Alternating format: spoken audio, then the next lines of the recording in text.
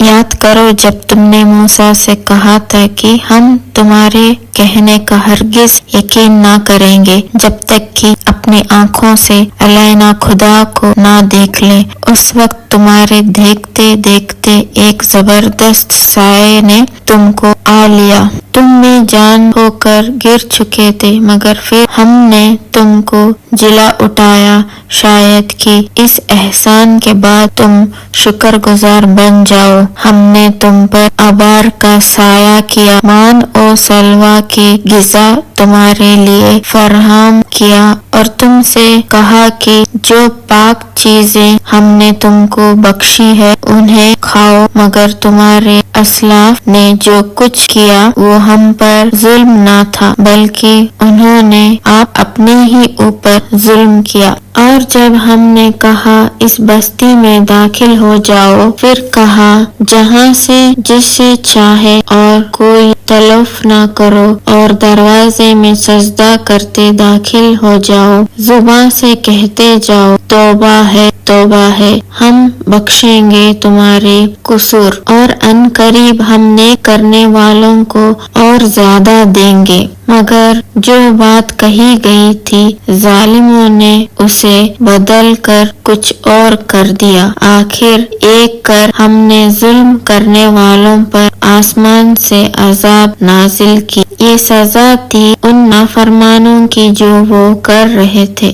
یاد کرو جب موسیٰ نے اپنی قوم کے لیے پانی کی دعا کی تو ہم نے کہا کہ فلاں چٹان پر اپنا عصا مارو، چنانچہ اس سے 12 چشمے پھوٹ نکلے، اور ہر قبیلے نے جان لی کہ کون سی جگہ اس کے پانی لینے کی ہے۔ اس وقت یہ ہدایت کر دی گئی تھی کہ اللہ کا دیا ہوا رزق کھاؤ پیو اور زمین میں فساد نہ پھیلاتے پھرو۔ یاد کرو جب تم نے کہا تھا کہ اے موسیٰ ہم ایک ہی قسم کے کھانے پر کبھی بھی صبر نہیں کر سکتے، تو آپ ہمارے لیے اپنے رب سے دعا کریں کہ وہ ہمارے لیے ایسے چیزیں پیدا کریں جو زمین میں اگتی ہے، ساگ، ککڑی، گیہوں، مسور، پیاز۔ موسیٰ نے کہا کیا تم اعلیٰ درجے کی چیزوں کے بدلے میں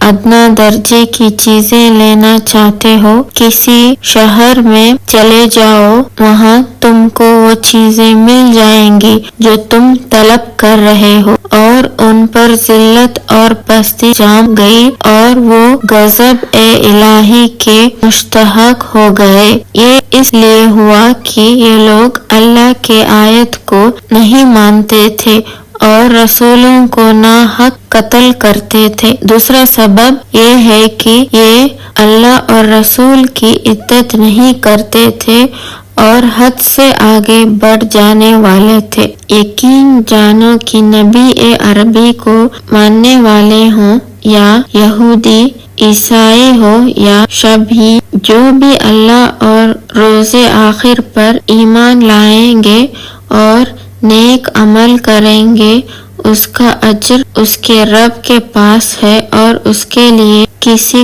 خوف اور رنج کا موقع نہیں ہے۔ یاد کرو وہ وقت جب ہم نے تور کو تم پر اٹھا کر تم سے پختہ ادا لیا تھا اور کہا تھا کہ جو کتاب ہم تمہیں دے رہے ہیں اسے مضبوطی کے ساتھ تھامنا، اور جو احکام اور ہدایت اس میں درج ہے انہیں یاد رکھنا۔ ایسی ذریعے سے توقع کی جا سکتی ہے کہ تم تقوی کے رش پر چل سکو گے، مگر اس کے بعد تم اپنے عہد سے پھر گئے۔ اس پر بھی اللہ کے فضل اور اس کی رحمت نے تمہارا ساتھ نہ چھوڑا، ورنہ تم کبھی کے تباہ ہو چکے ہوتے۔ پھر تم نے اپنی قوم کے ان لوگوں کا قصہ تو معلوم ہی ہے جنہوں نے سبت کا قانون توڑا تھا۔ ہم نے انہیں کہہ دیا کہ بندر بن جاؤ اور اس حال میں رہو کہ ہر طرف سے تم پر ٹٹکار پھٹکار پڑے۔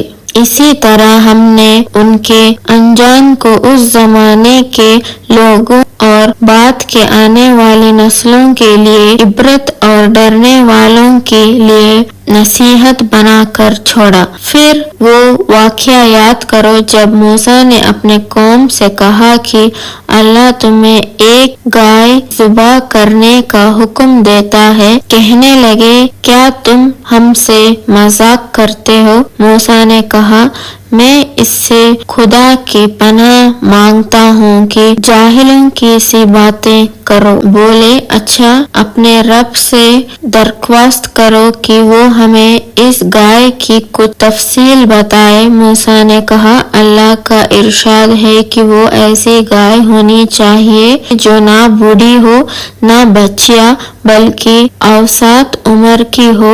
लिहाजा जो हुक्म दिया जाता है उसकी तामील करो। फिर कहने लगे, अपने रब से ये और पूछ दो कि उसका रंग कैसा हो। मूसा ने कहा, वो फरमाता है, अर्ध रंग की गाय होनी चाहिए जिसका रंग ऐसा सूख हो कि देखने वालों को जी खुश हो जाए। फिर बोले, अपने रब से साफ साफ पूछकर बताओ कैसी गाय मतलूब है। हमें इसकी तायुन में इस्तबा हो गए हैं। अल्लाह ने चाहा तो हम इसका पता पा लेंगे। मूसा ने जवाब दिया, अल्लाह कहता है कि वो ऐसी गाय है जिससे खिदमत नहीं ले जाती, न जमीन झूठती है ना पानी खींचती है, सही सालिम और भी दाग है इस पर। वो पुकार उठते हैं कि हाँ, अब तुमने ठीक पता बताया है। फिर उन्होंने उसे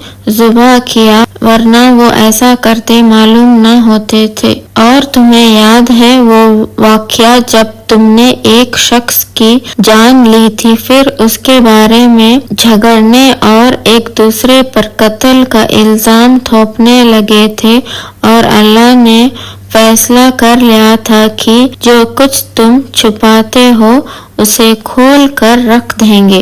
उस वक्त तुमने हुक्म दिया कि मकतूल की लाश को उसके एक हिस्से से ज़रब लगाओ। देखो कि इस तरह अल्लाह मुर्दों को जिंदगी बख्शता है और तुम्हें अपनी निशानियां दिखाता है ताकि तुम समझो। मगर ऐसी निशानियां देखने के बाद भी आखिर एकार तुम्हारे दिल सख्त हो गए, पत्थरों की तरह सख्त, बल्कि सख्ती में कुछ इनसे भी बड़े हुए। क्योंकि पत्थरों में से तो कोई ऐसा भी होता है जिसमें से चश्मे फूट बहते हैं, कोई फटता है और इसमें से पानी निकल आता है, और कोई खुदा के खौफ से लर्ज कर गिर भी पड़ता है। और अल्लाह तुम्हारे करतूतों से बेखबर नहीं है।